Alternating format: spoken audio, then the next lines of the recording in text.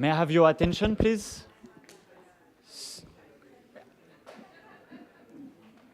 So, we hope you had a good lunch break, shorter than expected. Excuse me, may I have your attention? May I have your attention? Thank you. So we continue this first day of the centenary conference of IFCU, and we have the honor to welcome Professor Sister Hélène Alford. But before to give you the floor, Sister Alford, I would just like to share some practical information. For the translation of today and tomorrow, you have a headset. To get a translation in English, choose channel 1. For translation in French, choose channel 2. For translation in Spanish, choose channel 3. And for Italian, choose channel 5. Regarding tomorrow and the audience with the Pope, we invite you to be at the security check. When you are in front of the Cathedral of St. Peter, you have a security check on the right side of the column. So we have to meet between 7:45 until 8. No later. We won't wait for people who will arrive later, because we have to follow the protocol. So meeting point, meeting time, 7:45 until 8 p.m. Like that, we go all together for the security check, and then inside the Vatican. So now, I'm pleased to invite the Secretary General of IFCU that will introduce the session and the speech of Dr. Hélène Alford. Thank you, Nicolas. Yes, it's my pleasure to introduce Sir Hélène Alford, who is member of the Congregation of St. Catherine. She's president of the Pontifical Academy of Social Sciences. Yes, it's better like that? Okay. The second one, like that?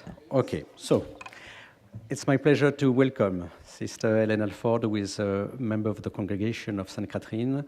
She's president of the Pontifical Academy of Social Sciences, vice rector of the Pontifical University of St. Thomas. She's also expert of the Holy See's Agency for Evaluation, the APEPRO, which is very well known. And she's also consultant to the Dicastery for the Promotion of Integral Human Development. And her topic is very important. It's about the Catholic tradition that have been already mentioned this morning, but the Catholic tradition as a source of innovation in research. So it's probably at the heart of our reflection during these 2 days. And I thank you very much, Catherine, for your presence, Hélène, for your presence among us. Thank you. Thank you very much, Francois, for this kind introduction. And I have to say, first, it's such a great honor for me to be with you, and to see you sitting in front of me now it's quite moving for me, because it makes me think about all that I've gained from my contacts with the Catholic universities around the world over the years. And so I'd like to begin by thanking you for all that I have received from the various universities with which I've been in contact, and also for all that you have given to the broader society. I think it's providential that we celebrate the 100th anniversary of IFCU this year, not 25 years ago, not 25 years from now. For it is at this moment in history, with its profound experience of a poly-crisis in all its intricate dimensions, that the contribution of Catholic universities through their teaching and outreach, but especially through their research, is uniquely important. Now, I'm saying this as a neophyte president of the Pontifical Academy of Social Sciences, appointed, I might say, on April the 1st, which I think is a perfect day to be appointed to that position. Now, this academy is only 30 years old, so it's a little child compared to IFCU. And I would like to use this chance to address you, to talk about how we could work together for the good of this broken world around us. So this means I will speak most directly about research in the field of social sciences, but that will still allow me to make connections with the natural sciences and engineering and technology, remembering what Laudato Si says rightly about our crisis. We are not faced with two separate crises, one environmental and the other social, but rather with one complex crisis, which is both social and environmental. That's number 139. This also allows me to say that the Pontifical Academy of Social Sciences is working ever more closely now with the Academy of Sciences, which is our bigger, older brother, founded before we were. So it allows me to make connections with engineering, science, and technology, but also with theology, philosophy, and the humanities more generally, since the crisis we face requires us to rethink the foundations of our modern system, of which the social sciences are children. So we are part of the modern system. We need to rethink our foundations. And for that, we will need to draw on the resources of our theological and philosophical tradition. Or to put it as John Paul II does in his encyclical Centesimus Annus, I had to quote Centesimus Annus at the 100th anniversary conference of IFCU. So as John Paul puts it in Centesimus Annus, the theological dimension is needed both for interpreting and solving present-day problems in human society, interpreting and solving our problems. So, with those few introductory words, let's look at our title. The first part of it is a phrase from the Gospel of Matthew, which comes also at a critical juncture in the Gospel story, as the attitude towards Jesus on the part of his hearers is starting to change, moving from one of amazement and expectation to one of doubt, criticism, and overt hostility, as one of the scholars puts it, and in which the inner group of disciples becomes more important as the bearers into the future of his message in the face of this rising opposition. So this little phrase that we have, bringing out of our storeroom treasures new and old, comes at the end of what the scholars call the third major discourse, which is basically the 13th chapter of the Gospel of Matthew, including its 7 parables of the word or the kingdom of heaven, the parable of the sower, the parable of the wheat and tares, the mustard seed, the leaven in the dough, the buried treasure, the pearl of great price, and the fish net or the dragnet. 7 parables. Now, many of these parables focus on the littleness of the word or of the kingdom of heaven. It is a little seed sown. Indeed, it is the tiniest of all seeds. It must compete with the tares.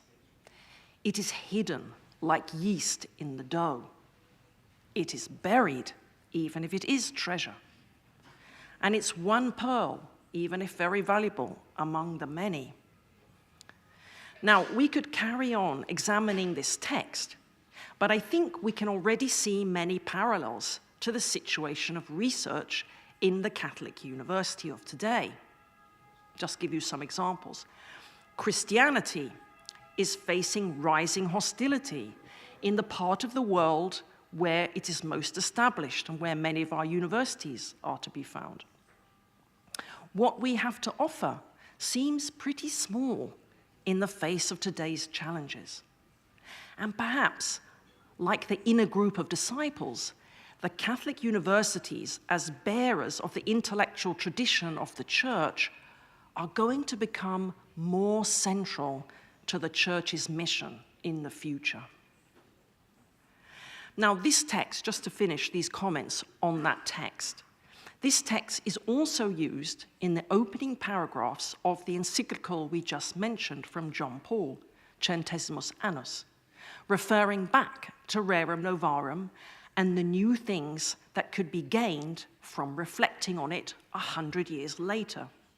I quote the Pope, "The treasure is the great outpouring of the Church's tradition, which contains what is old," he puts in inverted commas, "received and passed on from the very beginning, and which enables us to interpret," inverted commas, "the new things in the midst of which the life of the Church and the world unfolds."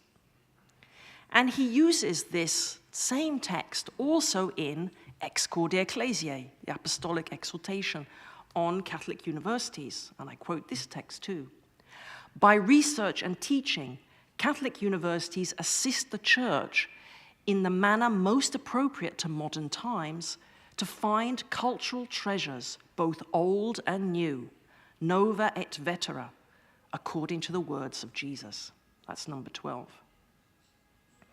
So, in the light of that brief reflection on the biblical text, which seems to be especially connected to Catholic universities and to a centenary celebration, let us turn to the question of our research, using the second part of our title as the guide for this, the Catholic tradition as a source of innovation in research. Now, I'd like to make 3 points under this part. Firstly, we could start looking at this question historically. Can we see anywhere where the Catholic tradition has been ahead of later research results, showing that it could be a source of innovation? Now, I think we could find lots of examples of this, but to be brief, I just give you one example, which can be found in the inaugural lecture given by Giuseppe Toniolo. We're in Italy, so it's good to have an Italian example. Giuseppe Toniolo, when he took up the chair of economics at the University of Padua in 1873. So we're talking about a lecture 150 years ago now. Now, looking at this lecture, we can see that it anticipates empirical research results that we were only able to obtain much later. His lecture, which looks at ethics as an intrinsic factor in economics, points out that mainstream economic theory starts from an inadequate view of the human person, on the basis of which he can say, and I quote him, "There arose a system of economic doctrines which, resting on a defective analysis of human nature, placed in private profit the only motive, the norm and the sanction of human action, the key to all economic facts." He goes on, therefore, to identify 3 groups of factors that also influence economic outcomes, describing them in this way. These and other sentiments, I'll say what they are in a moment, these and other sentiments which, together with the spirit of self-interest, have the same root in our souls, just as they necessarily influence the whole of man's activity, so they affect every social economic fact, which must therefore be considered as the resultant of a bundle of component forces, in the context of which personal gain acts under the modifying influence of all the other impulsive causes. So let's look briefly at these 3 groups of factors in relation to the areas of research that are now producing results confirming the philosophically based assertions he was already making 150 years ago. Now, the first set of factors he puts under the general heading, the religious spirit, one of which is the feeling of honesty and fairness, I'm quoting him here, which, in proposing a higher purpose to man's activity, informs and colors all its manifestations, and none is exempt from its influences. Now, today, we know from the results in the field of game theory, such as the results of the ultimatum game, that people do act in economic transactions out of a sense of honesty and fairness, doing so freely and without any constraint to do so from the law, and often taking a penalty in terms of immediate economic gain by doing that. Now, the second group of factors, they are organized around what he calls the consciousness of one's own moral dignity. An impulse, he says, that in the individual often outweighs that of material interest.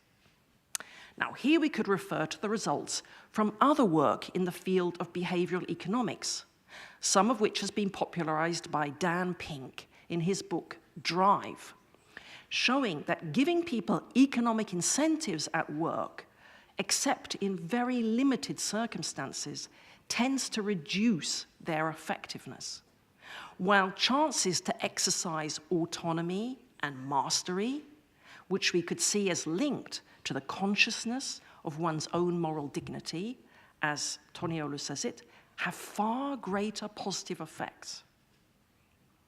Thirdly, he talks about what he calls the most noble need for sociality, with its manifold impulses. Now, here, among the many empirical results that we could mention, perhaps the most impressive is the great volume of work now available on happiness. The World Happiness Reports show that across the world, and therefore in a culturally independent way, or we could say below the level of culture, at the level of human being as such, when we are at low levels of income, increasing income increases happiness, which could be seen as consistent with a self-interested way, a view of economic motivation. But above a fairly low income level, increases in income no longer correlate in a straightforward way with increases in happiness. And the factor that correlates much better with increases in happiness is, as Toniolo predicted, rather the quality of one's relationships. So overall then, Toniolo's lecture gives us just one example of how Catholic thought can be ahead of research results and could illuminate the way forward along new and innovative lines of research. So with this in mind, I want to move to my second point. Is there something from our tradition that could illuminate us now, helping us to deal with the polycrisis that we mentioned already? If the Catholic universities could help the world deal with this, we would be making a decisive contribution, one very much in line with the pontificate of Pope Francis. I think one way to address this is to look at how Catholic intellectuals reacted to the nearest crisis to the one we are in now. We're talking, of course, about the crisis of the 1920s and 30s. That is, at the time when IFCU was founded 100 years ago, when democracy and liberalism seemed to be collapsing, Wall Street collapse amongst many other problems, and authoritarianism seemed to be going from strength to strength. Catholic thinkers like Jacques Maritain, Emmanuel Mounier, and Gabriel Marcel, among many others, developed in the face of this the idea or the movement or the approach, there are various words for it, called personalism. In the face of the collapsing world order around them, they focused on the question, who is man, or who is the human being? Identifying in the individualism of modern liberal thought the underlying problem that needed to be confronted. Let's not forget that it is individualism which also opens the door to the collectivism of totalitarian systems like communism and fascism. Now, looking back, we could say that the personalism they started developing then, and which they were able to take so far, but which now needs further development by us, if it is to have a decisive impact, we could see it as a kind of pilot project, I would say, for dealing with the crisis that we are in now. For in some ways, personalism had great success and influence. It was the main inspiration behind Christian democracy, which came to the fore in Europe after the totalitarian systems had been overcome, and was the major political force in Europe during the period that in good English language we call the Trente Glorieuses, the 30 wonderful years after the war, which is the only phase in history that we know of in which there was fast economic growth and low inequality, much lower inequality than we have now. At the same time, however, Christian democracy also demonstrated its weaknesses. And in particular, it was not able to resist the onslaught of neoclassical economic thinking in the Thatcher-Reagan revolution from the 1980s onwards. Now, I would suggest that this was at least in part because, although personalism had found how to influence political thought, there was no personalist economics that could have functioned as an effective counter to neoliberal economics. There is nothing to say, however, that such a personalist economics could not be developed. Indeed, I think it's one of the very things we should try to do in the face of our crisis. For there is an argument to say that the problems we face now are not only of a similar kind to those faced by the personalists in the 20s and 30s of the last century, but in some real ways are even more profound than theirs. Our problems are even more profound than theirs, demonstrated not least by the climate crisis. Furthermore, it is even clearer now than it was then that the fundamental problems we face, those that are at the root of our crisis, are largely social and systemic, and that the individualistic mindset that we have inherited from modernity is too narrow and inadequate to help us find solutions to these problems. We need a new philosophical and theological framework, one that builds on modernity in the sense that it still gives great importance to human freedom as modernity has done, but which allows us to go beyond the collective action problems we are constantly facing because of our individualistic way of seeing the world, and to recognize that we have shared objectives and shared goals that we can pursue together, building genuine common goods between us, and from which each of us can also obtain the individual goods we need. We need to find a new equilibrium between the exercise of personal freedom and the achievement of shared goods. And personalism has the potential to help us with that. Now, at this point, let me mention that the Academy of Social Science has this upcoming meeting on the social ontology of Thomas Aquinas in dialogue with the social sciences to help advance thinking along these lines. And I am sure that lots of people will come to me after this talk and say, we are doing this and we are doing that. I'm sure there's many other initiatives happening in the Catholic universities now. So let's try to find a way to build our contribution together in solidarity, creating a common good between us, one which is shared as much as possible with the wider university sector. And now my third and last point, which refers to what we can offer to the church in our context. As universities, our first duty is to share and advance knowledge in our various intellectual disciplines, which is good for society as a whole and for the church as part of society. But we also have a particular responsibility to the church to contribute to strengthening her and her mission. In speaking of the nature and mission of the Catholic University in Ex Cordia Ecclesiae, Pope John Paul II cites a text which, it says in the footnote, is from a meeting of Catholic universities in 1972, which I assume was an IFCU-sponsored meeting, although the footnote doesn't actually say who was sponsoring the meeting. Anyway, the fourth point in this cited text runs as follows: that Catholic universities have an institutional commitment to the service of the people of God and of the human family in their pilgrimage to the transcendent goal which gives meaning to life. Now, surely there are many ways we can realize this part of our nature and identity. In my comments, however, I would like to focus on what we can do as universities in a way that connects to what we're doing in the Academy of Social Sciences. So on this front, I think a key contribution we can make to the Church is to help her become more data literate.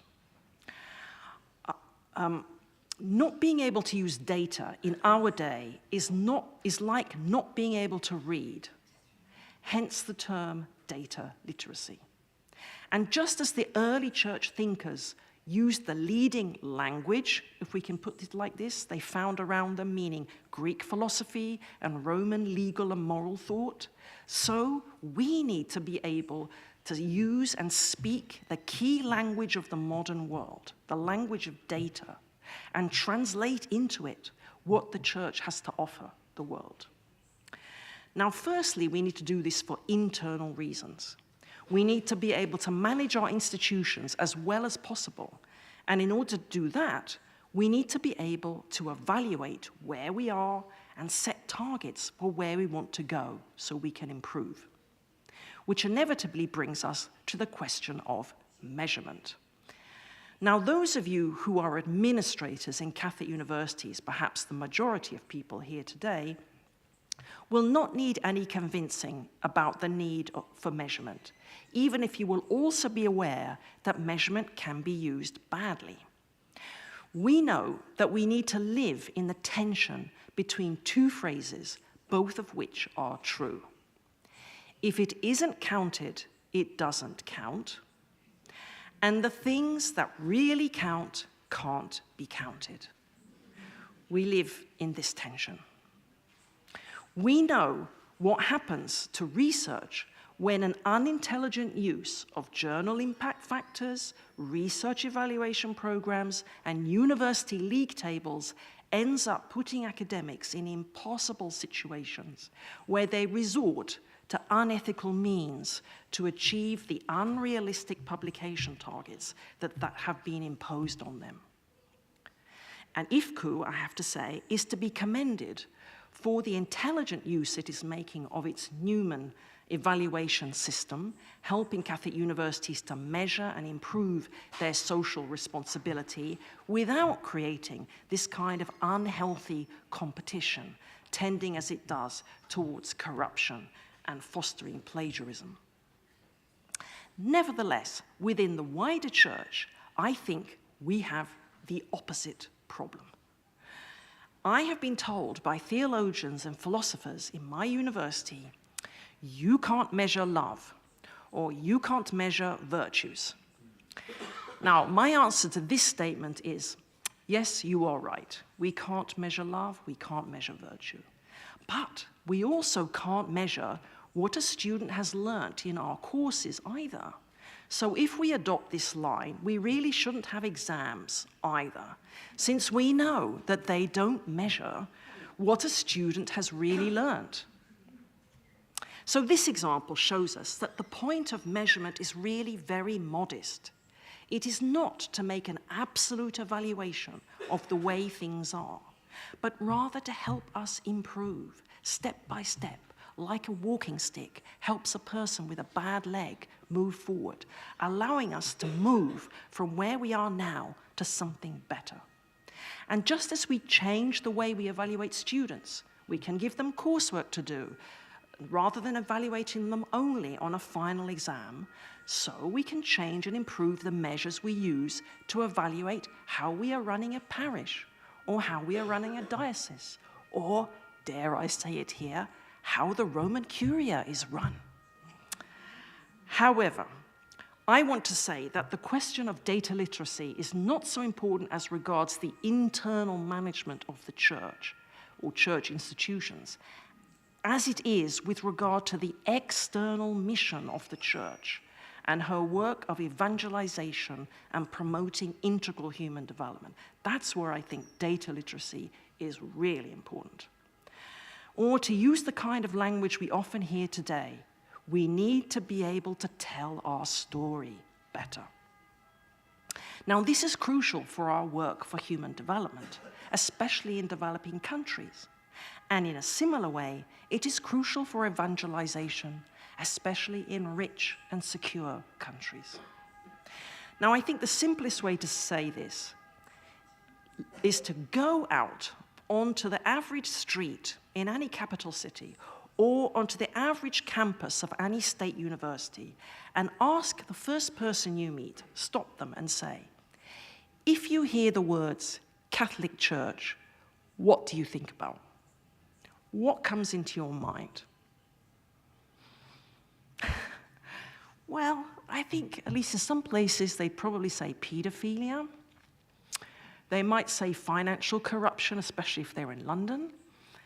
And they might say holding back progress, especially of women, something like this. They might also say something about Pope Francis. Okay, that's also true. But they could also be saying the biggest provider of education in sub-Saharan Africa, the most global education system in the world, one of the major providers of AIDS care, and we could just go on doing this. I remember also another little story to tell you, that just after Pope Francis had been elected, literally, it was a few days afterwards, some non-Catholic people said to me, Pope Francis has revolutionized the Catholic Church. I said, he hasn't revolutionized anything. I mean, he hasn't even had the chance to do it yet. What he is doing is making visible to you a face of the Catholic Church you never saw before. You didn't see it, and you didn't think it existed, but it did. We need to make sure that people can see all those faces of the Catholic Church. And one way to do it, one way in which the Catholic universities can play a crucial role, is by telling our story using data. And I just want to give two concluding examples. One already existing, one that could be developed. So the already existing example is the very good Global Catholic Education Reports, there's 4 of them so far, and the Global Integral Human Development Report, which are available in a project which IFCU is supporting along with other international Catholic education offices on a website called globalcatholiceducation.org. As far as I know, there's one guy who's behind these reports, Quentin Wooden, who's now working for UNESCO, and he's using data which the Vatican Statistical Office has been collecting anyway. It's no new data that he's collected. He's just presenting it in a really effective way. Now, I have already been able to use these reports to support the British Embassy to the Holy See in its efforts to get the UK government to work much more with Catholic education and Catholic healthcare in its overseas development aid programs, especially in relation to the most vulnerable, or what's often called fragile states. I am sure that there are many, many other interesting examples like this. Perhaps I could say in this week of prayer for Christian unity, which started today, I could show how ecumenical I am by highlighting an example from a Jesuit university. The Fordham Francis Index is a great example of this kind of thinking. They took the talk which Pope Francis gave in the General Assembly of the United Nations and turned it into, all the things he said, turned them into a composite measure of human development. So these are things that are already existing. I'm sure you've got lots of other interesting examples out there. But there's some other things we could do. For instance, let's talk about somewhere where the rubber really hits the road. Discussion about financial support to the church, which is a very key issue in European countries, for instance. There are often debates about this in the current situation. I understand right now there's a discussion going on in Poland about the church fund there, and especially about whether it should continue to support Polish missionaries around the world. Now, if we had data on what those funds that the Polish government is providing to the church in Poland, if we had data on what those funds invested in missionaries actually achieve, especially if we could produce this data in a form that could be compared to similar investments in equivalent types of activity or actor, we could change the discussion about the church. It no longer becomes, I'm in favor of the church or I'm against the church. It becomes, what is actually being done with these resources? How much are these various actors contributing to human development? We could focus the discussion on what we are contributing, or, as in this case, on what potential contribution would be lost if funding was removed. So on this point, let me say that the Pontifical Academy of Social Sciences has an upcoming meeting on measurement organized with the Oxford Poverty and Human Development Initiative, led by one of our academicians, Sabina Alkire. It's going to be on measuring integral human development from the bottom up, which will be involving Catholic aid agencies and missionaries on the ground in a discussion with some of the leading thinkers in the field to come up with better measures that can really support what Catholic actors and others are doing to promote integral human development. Maybe I can just mention some other upcoming past meetings. We're going to have one on creating a culture of inclusion for persons with disabilities, thinking about the fact that 2 years from now, it will be 20-year anniversary of the UN Convention on the Rights of Persons with Disabilities. We're going to have a climate resilience summit, which will involve mayors and regional governors, debt distress meeting on the Global South, international taxation, a meeting to prepare the UN summit on the future. We've got ongoing meetings on building a fraternal and sustainable economy. All these sorts of things are going on, just so you know about them. So I should conclude. I would like to return to what I said at the beginning. I think it's providential that we have this 100th anniversary conference now. For I think in the next 100 years, IFCU and the Catholic University sector could play, and probably will play, a really crucial role in helping the wider society to face its crises.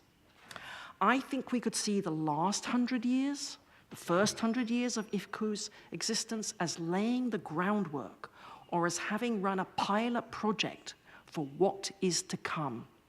For, as the Toniolo lecture and the work of the personalists show, the key inputs we will need in the future can already be found, at least in nuce, in our past. And what we need to do is what the Matthean text indicates to us: bring out of our storeroom treasures new and old. Doing this, we could make some really decisive contributions, both to resolving the social and systemic crises the world faces and to supporting the evangelizing mission of the Church in the world, telling her story in a new way. We could even imagine that by 2050, say, the average person on the street that we talked about, if they're stopped and asked, what do you think of when you hear the words Catholic Church, might think, leading social innovator in the world. Why not? We could change the story like this. I think, too, that if we can work together between the Pontifical Academies and IFCU and the participating institutions, participating universities, we could make a key contribution to all of this. And I look forward to be able to trying to build that relation with you. Thank you very much.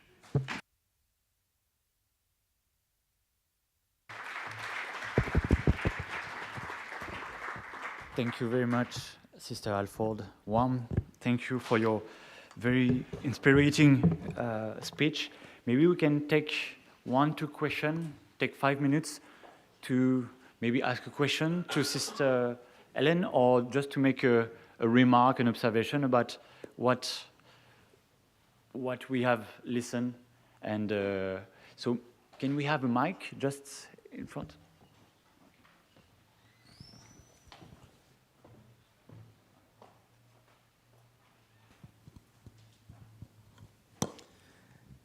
Good afternoon, Sister. My name is Fernando Sanchez, Rector of the Catholic University of Costa Rica and IFCU Vice President.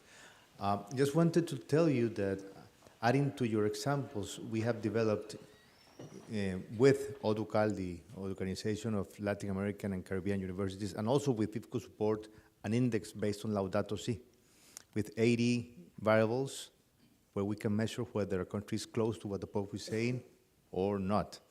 And it's as your complete disposition. We're ready to collaborate in any way possible. Thank you so much. I'm no surprise that Latin America is doing that kind of work. That's great. Well, it's just a very brief comment. First, to thank you for your talk, and to say that it is truly incredible for us all sitting in this room to be able to engage in a new partnership with the Pontifical Academy of Social Sciences. This is something that I'm speaking on behalf of my colleagues and the collective of universities that we've been meaning to strengthen and work together. And there's so much, as you said, that Catholic universities can do, and that we can do learning from you as well, and that together we can contribute and solve the complexity of problems that the world is faced with. So your talk is very inspirational for us all, and we'll look forward to being the mediators in this process, because this is what the Federation is all about. Thank you.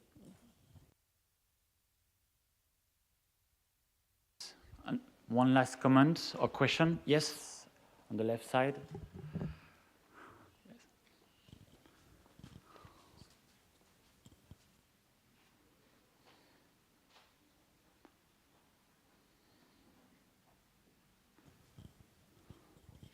Thank you very much. I'm Judith Gruber. I'm representing KU Leuven, and I'm speaking as a systematic theologian here, and I'm very grateful for the vision you presented, and I think it's really crucial to the work of the Church as it intersects with the university. I think you spoke very strongly to the use of data, also to the necessity to find criteria. How do we measure church? And I wonder what you think of perhaps the question, once we have defined this criteria, do we perhaps, and go to the work of finding this data, do we find different ways of how the church is in the world, of where we find the church, perhaps in ways that we find the criteria that we have defined as ecclesial, human dignity, for example, that we don't just find them in spaces that we define as Catholic, but elsewhere. And the spaces that we do define as Catholic, we don't find these criteria. So once we take that approach, maybe we have to reverse the gaze and ask us again, also as Catholic universities, what does it mean to be Catholic? Is our mission, our identity actually as clear as we believe it is in view to the world? Or do we have to really ask us again, what do we actually stand for, and can we ever have a clear answer to that?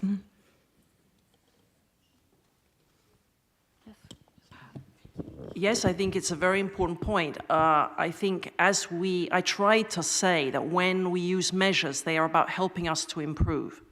That implies that we're not doing everything as well as we could. Yeah.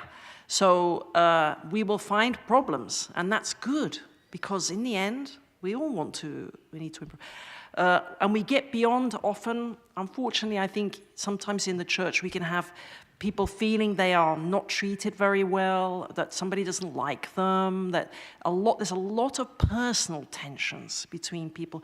And if we can try to focus a bit more on some kind of measures, we help to deal with these personal tensions. And often we should not see some things as personal problems, but they're actually objective problems that we're having. So I think it can only, if we do it properly, we can do it badly. Of course, we have lots of examples in the world today about doing this badly. So there's no surety that we're going to do it well. But if we can try to do it as well as possible, we hopefully will help ourselves. But as you say, we also need to help wider society with this. So thank you very much for that. Thank you very much once again, Sister Alford. And of course, as the speech and the different intervention we have listened since today morning, after the meeting you will be able to download and receive this text, speech, and talking points of our different speakers. So what we propose, thank you once again.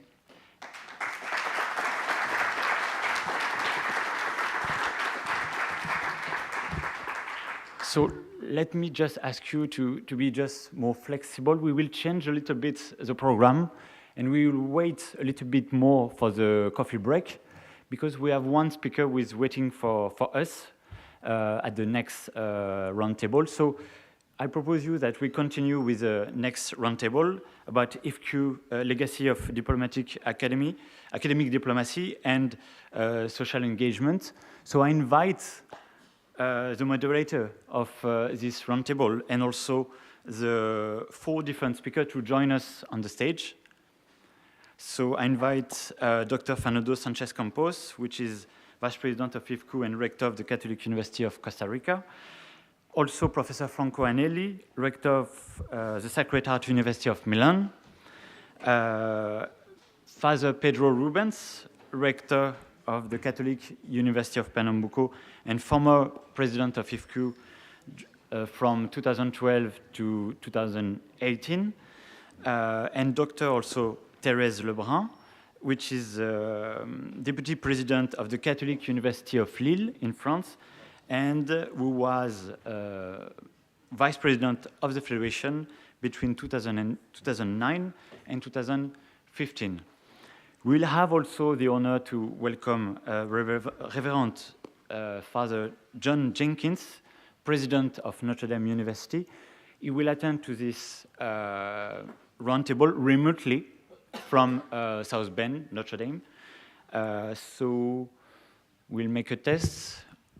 Father Jenkins, can you hear us?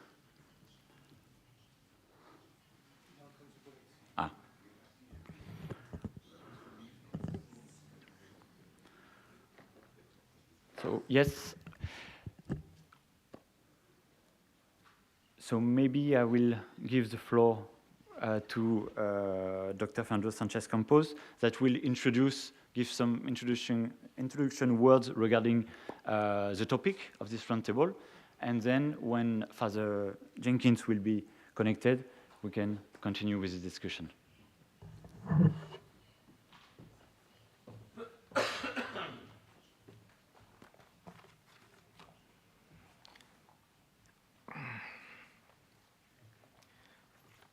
Great, good afternoon, everybody. I was happy that our roundtable was after the coffee break, but I'm sure that with the quality of our speakers and with the topic we're going to tackle, nobody's going to fall asleep. I'm sure about that.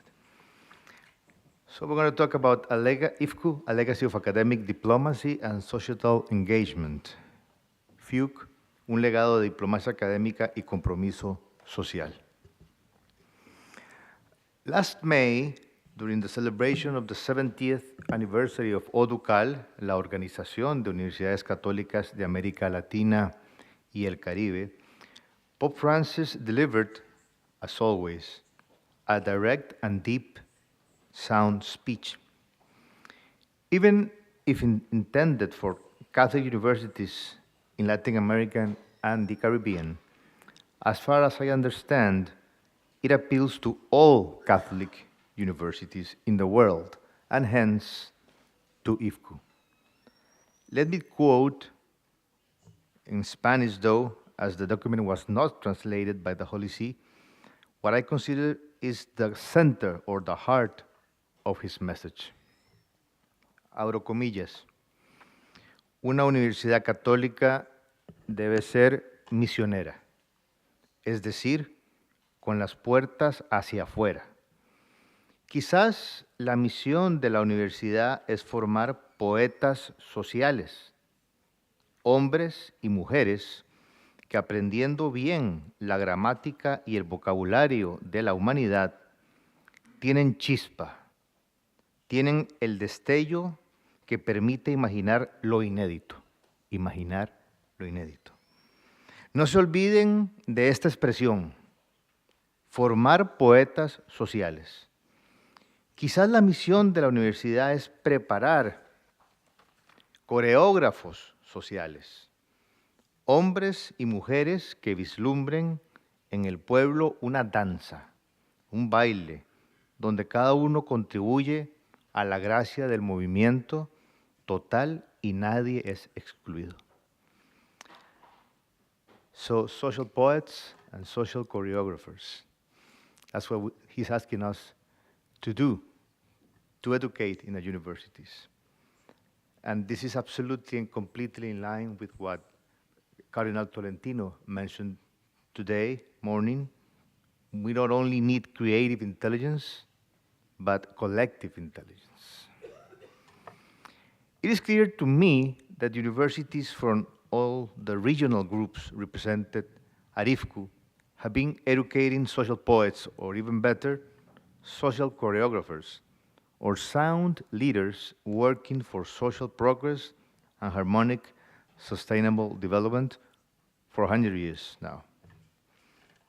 Therefore, with this mission in mind, and in terms of this conference in general, and the present roundtable specifically, the central question to be asked at the beginning on the celebration of our centenary as a federation is, what can we learn from our past that can be applied at the present and even enhanced in the future as a federation? Or should I say, as a federation of federations, with all the cultural diversity we represent, with challenges that need to be faced at the local, the regional, and the global levels, and conflicts which, even if international in scope, have a growing national impact. To discuss these central issues, we have a roundtable integrated by a very distinguished group of scholars, 3 of them representing founding universities of IFCU and 1 former president of our federation. Professor Franco Anelli, rector of the Catholic University of Sacred Heart, Sacro Cuore, Italia. Reverend John Jenkins, president of the University of Notre Dame, United States of America, that, as mentioned by Nicola, will be delivering his presentation remotely, and he's already here. Father Pedro Rubens, rector of the Catholic University of Pernambuco, Brazil, and former IFCU president 2012-2018. And Dr. Therese Lebrun, deputy president of the Catholic University of Lille, France. In terms of logistics, and the secretary was very strong with this, right, Francois? Each of them will have 10 to 15 minutes maximum for an initial presentation. Afterwards, we will have 5 extra minutes following the same order to react to each other's presentation or complete their own argument. And finally, we will take questions from the audience. Having said that, and reminding the participants to respect, please, the times indicated, I give the floor to Dr. Agnelli.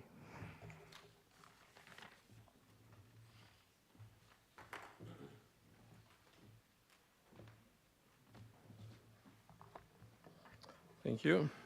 Goodbye, everyone. Thank you, dear colleague, for putting me in challenge with the coffee break. I will try to not to bore too much. Discussing diplomacy today may seem difficult.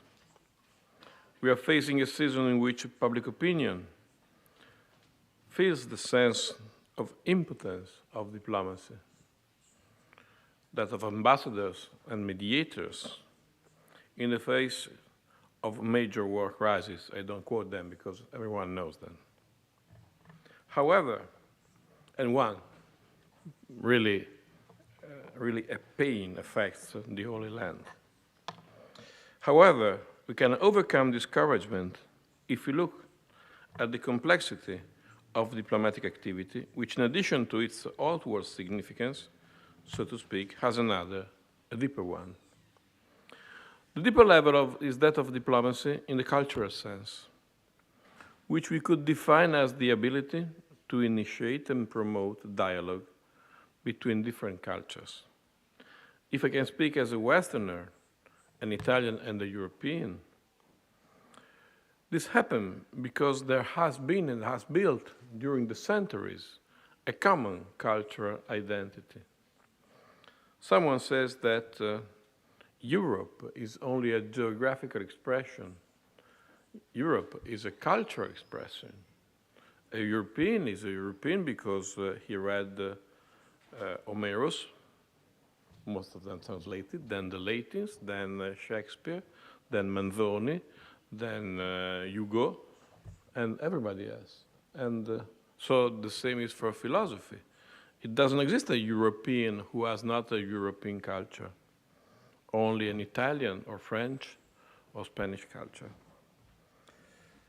And if we think to some people who has been able to gather all these experiences, let's think about Erasmus. There's a wonderful book by an Italian Catholic writer, Orsola, on Erasmus.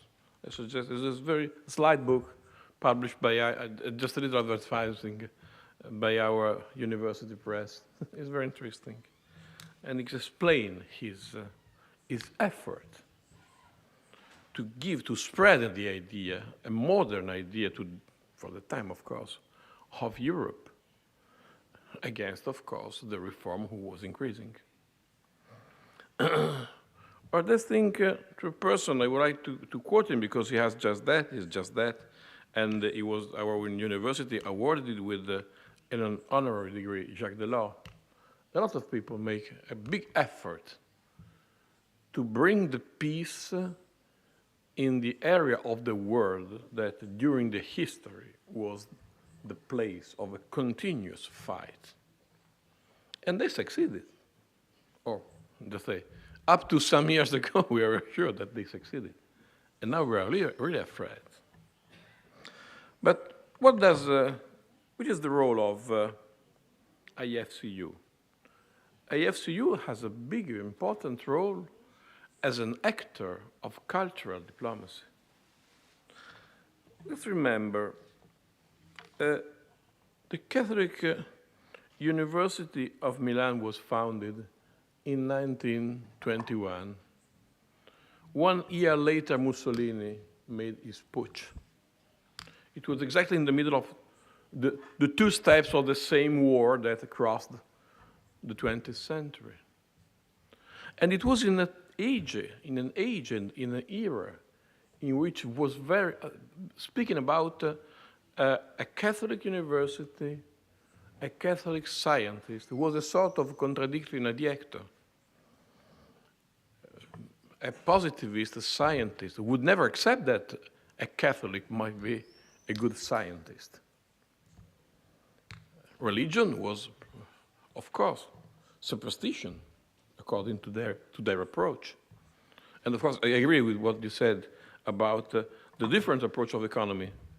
Tognolo said something very interesting. Of course, his language is harder to understand. You have to translate his language in modern language, because of course it's hard to accept what says Tognolo when he says, we have to come back to the Middle Age. Oh my God.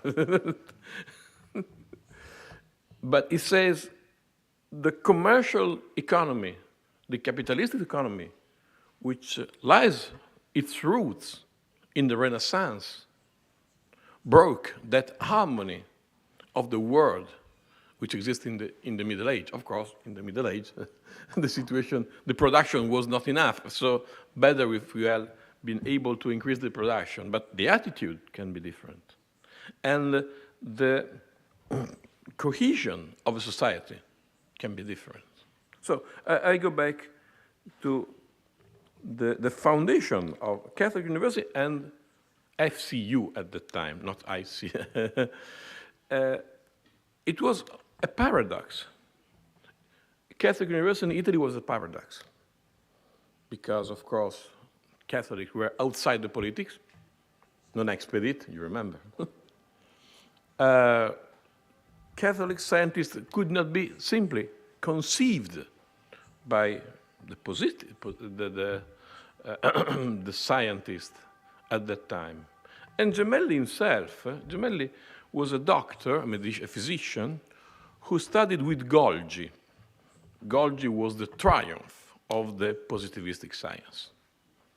Then he converted, of course, everyone knows, and he decided to found a Catholic university with the idea that we had to open a political role for Catholic in the Italian society, and that a Catholic approach to science was possible. Because, of course, it does mean, Ex-Corde Ecclesiae is very clear, it does mean that no discount on the method. Science is always evidence-based, but a different attitude to the reason that impels you, that brings you to study, to look for a new truth compared with another truth. And with this idea, Catholic university in Europe were able to establish a relation and then to spread it to the whole world. Of course, always in a very hard situation. Just after World War II, and our IFCU grew together with the great international organization, the Society of Nations, before was not so happy in its evolution, and then the Organization of United Nations. But the idea is that the contribution of Catholic University to the peace was essentially a contribution to dialogue between different cultures.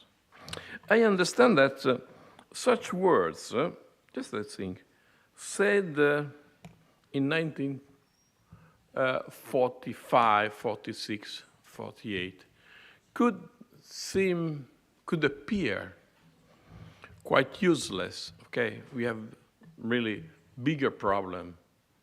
War is a clash of armies. You yourself has said that just remember that the Europeans share the same culture, but does not prevent them from fighting for years, for decades. So why do you say that culture may be the problem and the solution as well? Now we are understanding. Now we are understanding it, because clash of civilization. At least we are now seeing a clash of civilization. We are seeing the old attitude of the Russian emperor, not so different from the one of Peter the Great. We are seeing again the ambition of the Chinese emperor to expand his territory. And we are seeing a strong religious fight, ethnical fight in the Holy Land. Last Monday, we held the ceremony of the opening of our academic year in Rome. The general one in Milan was held in the end of 2023. And we hosted the Patriarch of Jerusalem, Cardinal Pizzaballa. And he said the true victim of what happened on October 7 is interreligious dialogue. So, what can do, and 10 minutes, I try to stay in 10 minutes. What can do Catholic University? Catholic University, first of all, can spend and can use their reputation and reliability. Many Catholic universities, many institutions of education institutions, education agencies belonging to the church or who declare themselves Catholic are chosen by non-Catholic students. It's a place where people can go and have a dialogue between their original culture and a pattern of value. Second, they can establish a network, a texture of dialogue between which spreads all over the world. There are people from, there are universities from the whole world here. So ideas, but also people can move, and ideas move together with people. That's good. And the third, we can be an example of open mind. A mind open is the only way to peace. It's the only way to dialogue, and of course, it's the only way to establish what we call cultural diplomacy. And I'm going to finish. What we say as cultural diplomacy is not simply organizing a nice symposium with the speakers coming from different countries, because of course we have already selected the people, and despite some, and normally speakers are polite and don't have a violent behavior. Cultural diplomacy means find a way to overcome the difficulty of people and countries to understand each other. We have really a common language which is spoken and heard in the great part of the world. So this network of universities can be really an important agent in cultural diplomacy. That's what I hope. Thank you.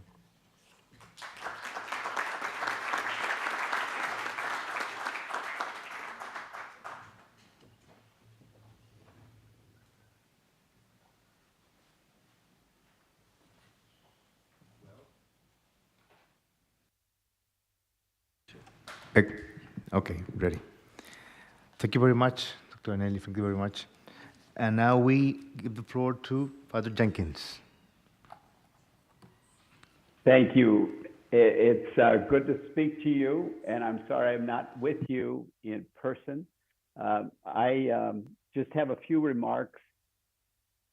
I was asked to speak about the 1967 Land of Leg Statement on Catholic universities. That statement, as you may know, was composed by a group of university leaders from American universities, religious superiors from sponsoring communities, scholars, and one bishop, gathered in a place called Land of Lakes in Wisconsin in the United States. It's owned by the University of Notre Dame. The gathering and the ensuing statement were in response to the International Federation of Catholic Universities, which asked its members to convene in regional conferences and reflect on Catholic higher education in response to the stirring reforms of Vatican II. If I were to summarize that statement, the thrust of it, I would say the 1967 Land O'Lakes Statement was an effort to define Catholic universities as communities of scholars and students engaged in the essential work of education and inquiry grounded firmly in their Catholic mission, and to defend such communities in the context of that time from undue interference from either ecclesiastical or civil authorities extrinsic to them. In the US, United States context in recent decades, this document has become controversial and its interpretation distorted largely, I believe, for polemical purposes. It has been claimed by many that the statement attempted to declare complete independence of Catholic universities from the Church, and that it was the source of the secularization of Catholic universities and the diminishment of their Catholic mission. This interpretation cannot be sustained by a careful reading of the text. But the document and the controversy about it raises important questions about how to preserve the independence and integrity of academic communities from a variety of forces that seek to influence or control them. Though many things could be said here, I will make just 2 points in this intervention. First, I think the pressures our institutions experience is evidence of how important they are to the societies in which they work. Far from being ivory towers, that's a phrase in English sometimes used to indicate that they're divorced from the concerns of the world. The pressures our institutions are often under and the criticisms they receive is a sign of how our work has real, practical impact in society and indeed in the Church. In the United States, as you may know, there is currently ongoing controversy arising from the war in the Middle East involving some of our most distinguished secular institutions, controversies about free expression, about values, and about the education that their students receive. As you may know, the presidents of Harvard University and the University of Pennsylvania have been forced to resign over this controversy. The United States Congress has inserted itself.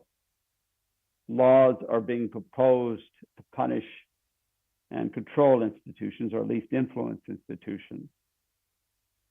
In Nicaragua, Catholic universities have been seized by the government because they were opposing the regime or thought to oppose the regime. Many, many other examples could be found. My point is that such interventions, as deeply unfortunate as they are, nevertheless testify to the importance and influence of our work for the society of which we are part. We must be discerning but courageous in defending their integrity. The second point I want to make is that as we face pressures, our Catholic mission is of tremendous value. The Catholic tradition, which affirms the harmony of faith and reason, gives us a basis for defending inquiry that is free and open to the truth. We have nothing to fear from the truth. . Unlike secular peers, we have a basis in the Christian understanding of creation, for trusting our minds through open and honest inquiry to know the truth. This is one major reason, I believe, that universities grew in the Catholic culture of Europe in the 13th century, ex corde ecclesiae, from the heart of the church. In addition, our Catholic mission gives us a set of values, a set of moral principles that can guide the education we offer, such as those affirming the dignity and worth of every student, a commitment to the common good and to justice, a special concern for the marginalized and the poor. In this way, I believe Catholic institutions have an asset that our secular peers lack. We have moral principles to guide our work, on the basis of which we can defend that work and articulate its value. To be honest, these principles are not so apparent at our secular peers, and I think that's one of the challenges they face in the current context. But these principles give Catholic institutions a purpose, a North Star, as we do our work. I'm sure there are many other questions worthy of discussion, but I will leave those for the discussion period. Thank you very much.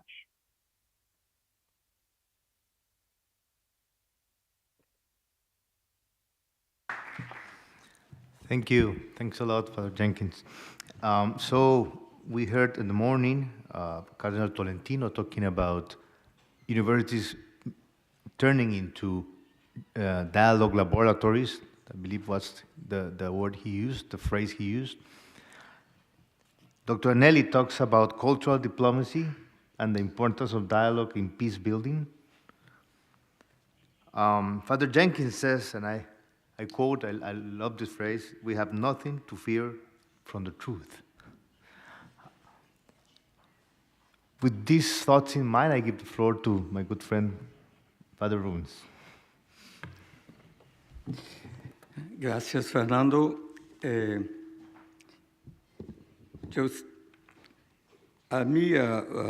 Pour moi, a été demandé de parler plutôt des reflets des universités catholiques d'Amérique latine dans l'avènement du nouvel ordre mondial. Mais d'abord, je voudrais saluer et féliciter notre présidente, la première femme présidente de la FIUC. C'est pas très diplomatique, prendre 100 ans pour élire une femme à la présidence d'une fédération. Mais quand même, nous sommes très heureux de ne pas célébrer ce centenaire avec cette dette qui, je dis, avec la société qui a reconnu la place des femmes il y a très longtemps. Merci à vous. Et à votre nom, je salue tout le monde qui est dans cette assemblée. Voilà. Et Edgar Morin, lorsqu'il écrivit à la demande de l'UNESCO les 7 savoirs nécessaires à l'éducation de l'avenir ou du futur, il déclara, je cite, « Le futur se nomme incertitude ». Cette assertion nous incite à penser autrement et à sortir du confort de nos certitudes. En effet, comme le dit le cardinal Tolentino, qui est un poète, je cite, « Il existe un moment où nous nous rendons compte que les questions nous rapprochent plus des ouvertures du sens que ne font les réponses. » Je crois que c'est bien le cas de ce moment-là. Pour parler des reflets des universités catholiques d'Amérique latine dans l'avènement d'un nouvel ordre mondial, il nous faudra procéder par étapes. Tout d'abord, essayer de comprendre quel ordre mondial parle-t-on. Puis, tenter de discerner la réverbération de ces enjeux en Amérique latine pour finalement pouvoir nous interroger sur la place de nos institutions dans ces différentes questions. Nous pouvons entendre par nouvel ordre mondial une diversité d'enjeux tout aussi primordiaux les uns que les autres. En premier lieu, nous sommes témoins de l'événement dans nos sociétés hyper connectées où plus rien ne semble être réalisable sans l'usage d'Internet, avec des points positifs comme on vient de faire l'expérience. Mais aussi, il y a de divers types de totalitarisme. Le premier totalitarisme économique, imposé par les GAFA, qu'on dit l'acronyme des géants du web, Google, Apple, Facebook, Amazon et Microsoft, qui d'un côté provoque un impact disruptif sur la manière d'enseigner et d'apprendre, et de l'autre côté contribue de façon vertigineuse à creuser les inégalités sociales et à accentuer la paupérisation d'une importante partie de la population mondiale. Mais il y a aussi des totalitarismes politiques marqués par des complexions croissantes à niveau mondial, de l'ignorance et des préjugés raciaux ou de classe. Il y a également une mise en question de la démocratie et un retour des manifestations fascistes. Il y a aussi des totalitarismes moraux où les nouvelles formes de bien-sens et bien-pensance condamnent non seulement les fondements de certains actes et paroles, mais encore les racines, comme ce n'était pas suffisant pour annuler les présents, d'en envoler le ressort et d'en défaire les trames, mais bien d'en ostraciser l'histoire. Voilà des défis qui pour nous sont plus graves encore du côté, dans la perspective catholique. Ensuite, nous pensons à notre planète, l'irréversibilité de ces dérèglements climatiques qui laissent entrevoir une redéfinition des géographies et une importante migration des populations. Occupées d'une guerre cognitive où les populations désinformées et manipulées s'y dresseraient les unes contre les autres. Avons-nous réalisé suffisamment le rôle des universités concernant les appels de Laudato Si? Certainement non, parce que le pape a écrit une deuxième encyclique, Laudate Deum, pour nous rappeler qu'il faut avancer davantage. La question brûlante de l'intelligence artificielle occupe également toute sa place. Savez-vous que les plus récents rejetons de l'intelligence artificielle ne disposent plus de réseaux numériques, mais bel et bien des neurones organiques? Que l'être humain tend de plus en plus à s'y machiniser et la machine à s'y humaniser, de sorte que nous n'arrivons plus à distinguer ce qui, chez un transhumain, était à l'origine, si la biologie ou la technologie. Mais si tous ces éléments délimitent en effet un nouvel ordre mondial, ce qui semble le point le plus crucial de cette évolution et qui sans doute touche le plus près nos fonctions d'enseignement et de transmission est de faire le constat que l'évolution effarante des machines pensantes menace désormais les métiers où la connaissance, l'intelligence et la créativité étaient jusqu'ici l'apanage exclusif de notre humanité. Et alors l'Église pourrait être experte en humanité, mais maintenant ça s'est mis en question, doit être pris autrement. Or, l'Amérique latine est traversée, voire façonnée par ces nouvelles questions sans avoir réglé des problèmes anciens. Elle est plus que jamais le lieu d'injustice et de l'inégalité, d'appauvrissement, du chômage, de l'exclusion et de la violence. Elle est le lieu de la désinformation, terre de colonisation et d'oppression. Voici qu'elle est à présent le théâtre privilégié, même si elle n'est pas l'apanage exclusif, d'un processus sournois qui transforme notre vie quotidienne dans un flux de données exploitées par des entreprises à des fins lucratives.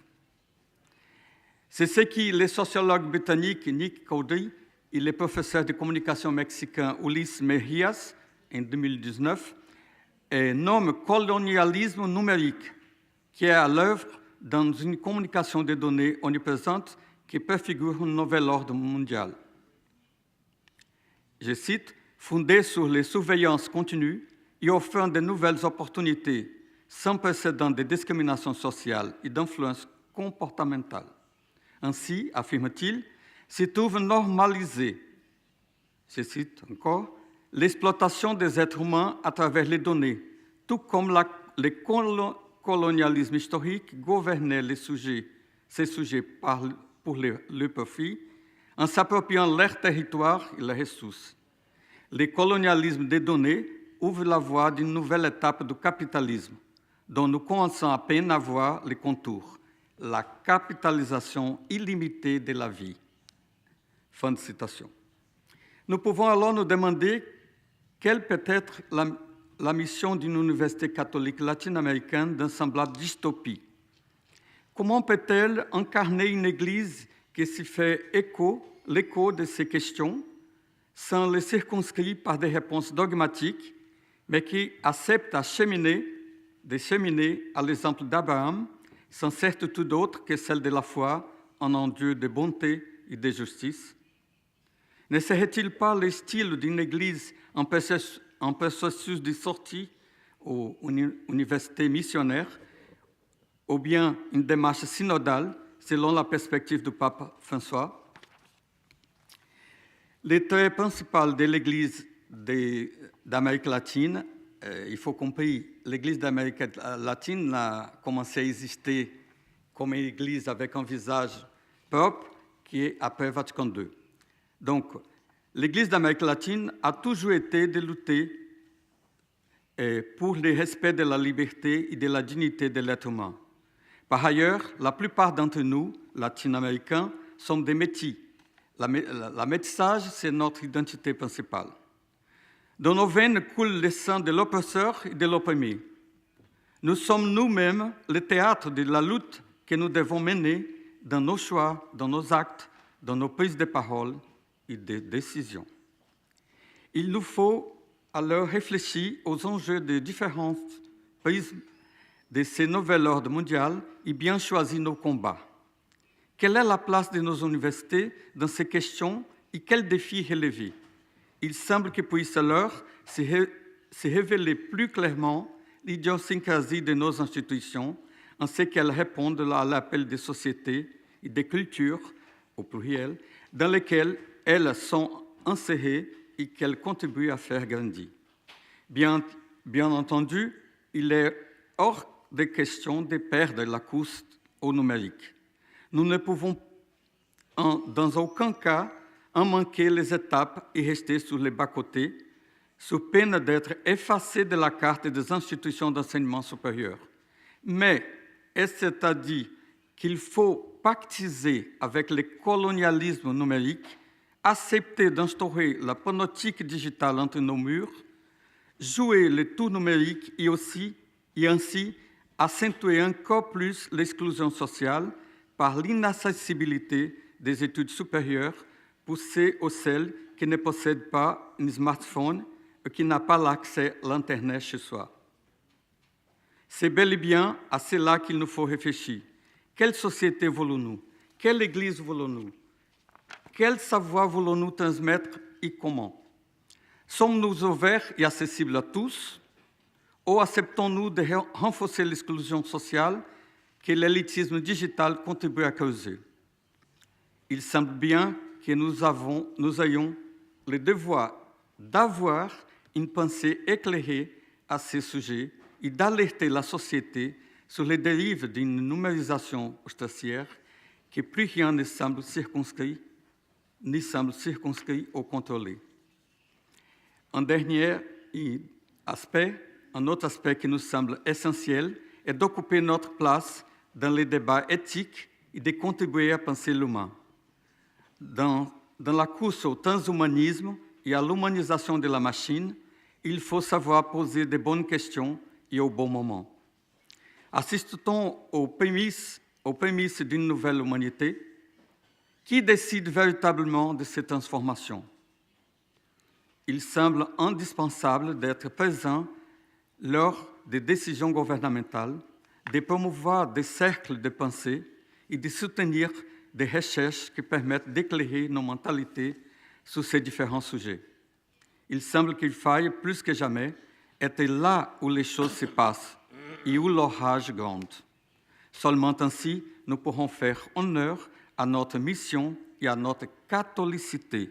Celle-ci dans sa diversité incontournable et à partir de nos universités, chacune avec sa singularité et son mode de contribuer. Je vous remercie.